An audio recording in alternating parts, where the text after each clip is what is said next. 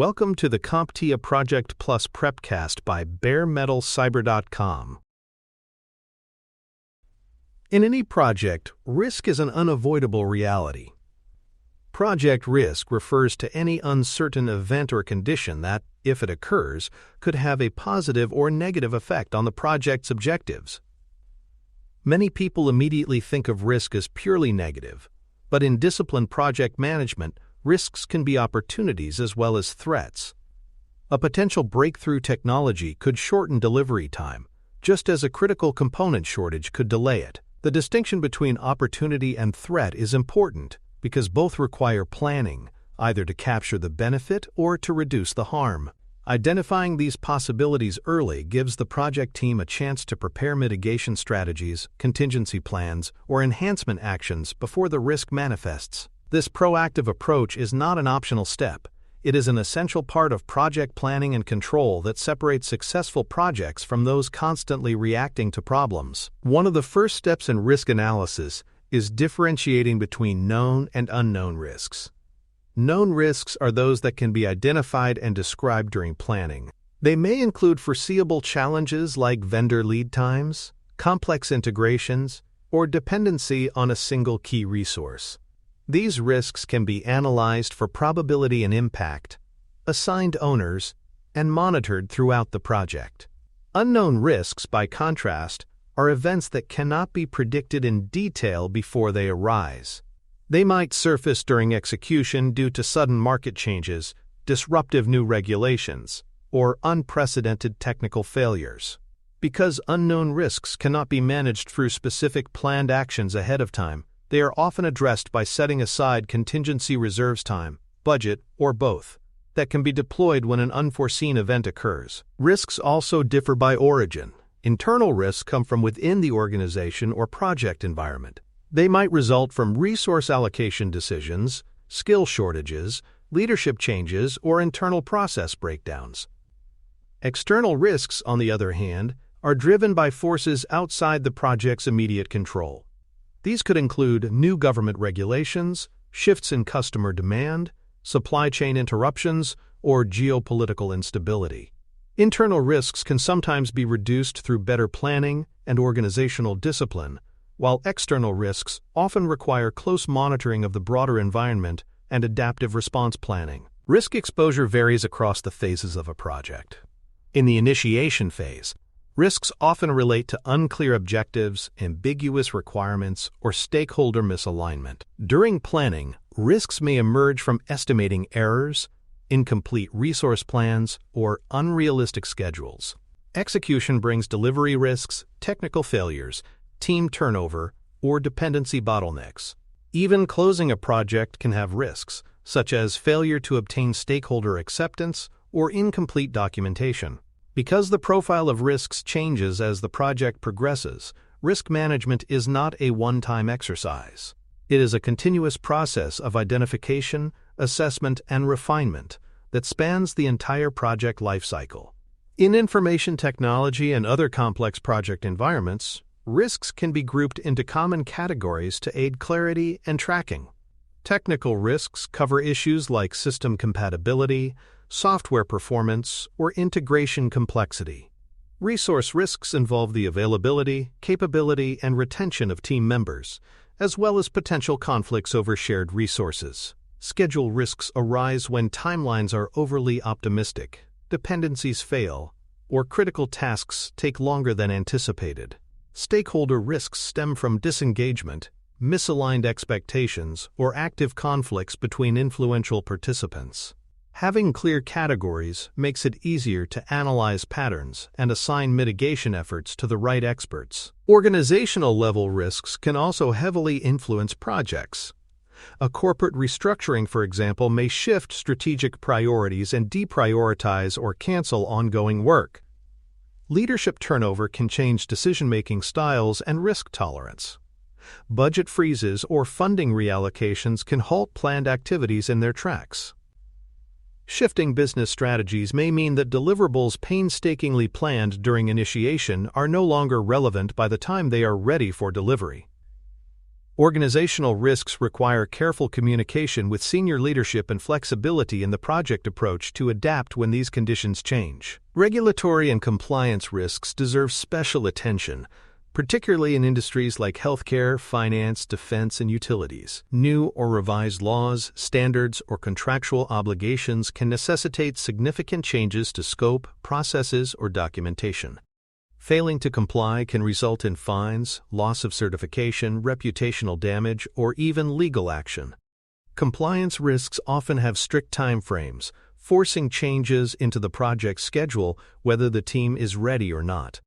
Anticipating potential regulatory developments and maintaining strong quality assurance and audit trails can help reduce the impact of these risks. Environmental and political factors can also disrupt projects in ways that are hard to predict. Natural disasters, extreme weather events, or pandemics can damage facilities, interrupt operations, and reduce workforce availability.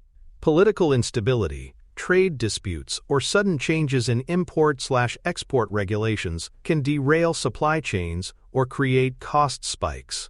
For projects operating across borders, these factors must be analyzed at both the country and region level, with contingency plans designed for location-specific scenarios. To uncover potential risks, teams employ a variety of risk identification techniques. Brainstorming sessions bring together diverse perspectives from within the team to surface potential issues that might otherwise remain hidden. Expert interviews tap into the knowledge of individuals with deep technical, operational, or business experience. Reviewing historical data from previous projects can reveal recurring patterns and common pitfalls. Using structured checklists or industry-specific templates provides a systematic starting point for discovery, ensuring no major category is overlooked. The primary tool for tracking and managing identified risks is the risk register. This document records each risk, its description, probability, potential impact, assigned owner, and planned response.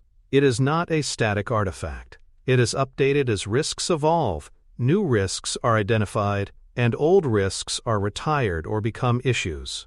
A well-maintained risk register allows for prioritization, ensures accountability, and serves as a communication aid for both the project team and stakeholders. Assigning risk ownership is a critical step in ensuring that identified risks are actively monitored. The owner is responsible for keeping watch on the risk indicators, initiating mitigation or contingency actions when needed, and updating the status in the risk register. Owners are typically selected based on their subject matter expertise or authority to act on the risk. Clear accountability means that when a risk starts to materialize, someone is ready and authorized to respond immediately. Probability and impact ratings are the foundation for prioritizing risks. Probability measures how likely it is that a risk will occur, while impact evaluates the severity of its consequences for cost, scope, schedule, or quality. By rating each risk, often on a scale such as low, medium, or high, the team can focus its monitoring and mitigation efforts on the threats most likely to harm critical objectives. A risk breakdown structure, or RBS, organizes risks hierarchically by category, much like a work breakdown structure does for deliverables. It might group risks under technical, external, and organizational headings, with further subcategories beneath each. This structure helps ensure comprehensive coverage, supports clear role assignment, and makes it easier to spot gaps in the risk identification process. Early identification of risks during initiation offers significant advantages. It allows mitigation strategies to be built into the plan from the start, budgets to include necessary reserves, and schedules to account for potential delays. Addressing a risk early is almost always less expensive and disruptive than reacting to it once it has become an active issue. Engaging stakeholders in risk identification enriches the process. Stakeholders often bring perspectives and insights that the core team may miss, especially in areas like political, compliance, or reputational risk. Structured interviews, surveys, or facilitated workshops can formalize their contributions and ensure they are captured in the risk register. Tracking risks is not a one-time event. Risks should be revisited at each major project milestone, with mitigation plans updated based on the latest information. Some risks will escalate in importance, while others will fade away or be resolved. Maintaining the risk register as a living tool ensures that the project is always prepared for the most relevant threats. Grouping risks into categories improves communication. Senior management can more easily grasp patterns when risks are organized into technical, resource, or external categories. This structured reporting builds transparency and credibility, making it easier to secure support for mitigation measures. Finally, it is important to understand the relationship between risks and issues. A risk becomes an issue when it materializes and begins to impact the project. The issue management process addresses these realized threats, and lessons from issues should be fed back into the risk process to strengthen future prevention. Keeping the risk register and issue log synchronized prevents confusion and ensures a coherent picture of project health. Prioritizing risks is not simply a matter of ranking them from most to least severe. It requires aligning the prioritization process with the project's specific objectives and critical success factors. Some risks may have relatively small cost or schedule impacts, but could directly threaten compliance with a regulation, jeopardize safety, or undermine stakeholder satisfaction. These types of risks often take precedence because their consequences extend beyond the immediate project metrics and into areas that can affect organizational reputation, legal standing, or long-term strategic goals. On the other end of the spectrum, low-impact risks, those unlikely to influence the project's core deliverables or constraints, may only warrant observation rather than full mitigation planning. This approach allows scarce time and resources to be directed toward the risks that truly matter most. A common method for gaining a strategic view of project risks is to conduct a SWOT analysis evaluating strengths, weaknesses, opportunities, and threats. Unlike the risk register, which catalogs and tracks specific project risks, SWOT places risks in the context of the broader business environment.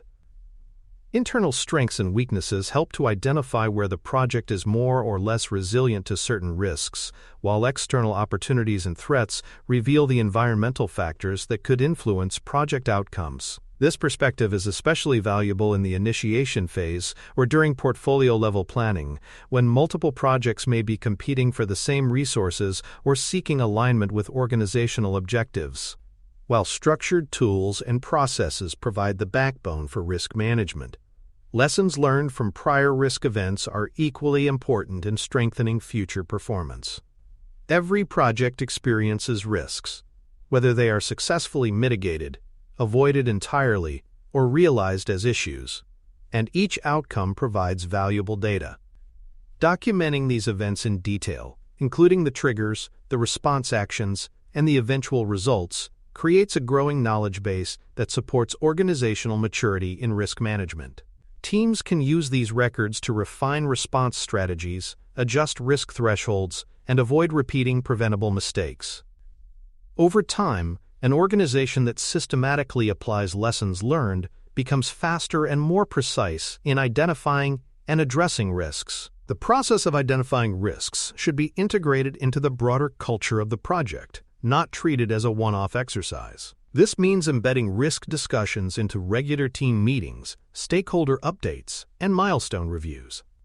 By making risk identification part of routine communication, the team reinforces the expectation that everyone has a role in spotting potential threats or opportunities. This cultural integration is especially important for uncovering risks that might otherwise be missed, such as subtle shifts in stakeholder expectations, emerging technology trends, or gradual changes in team dynamics that could affect performance. Maintaining an up-to-date risk register is at the center of this ongoing vigilance. Each entry should be reviewed periodically to confirm its current probability, impact, and relevance. New risks are added as they are identified, and outdated ones are either retired or converted into issues if they have materialized. The register should reflect not just a static list of threats, but a dynamic picture of the project's risk environment. This living document allows the project manager and risk owners to adapt strategies in real time, ensuring that mitigation or contingency plans remain aligned with the project's evolving conditions. Assigning clear risk ownership is more than just writing a name in the register. The owner is accountable for actively monitoring the assigned risk, tracking its indicators, and initiating the agreed-upon responses if conditions change.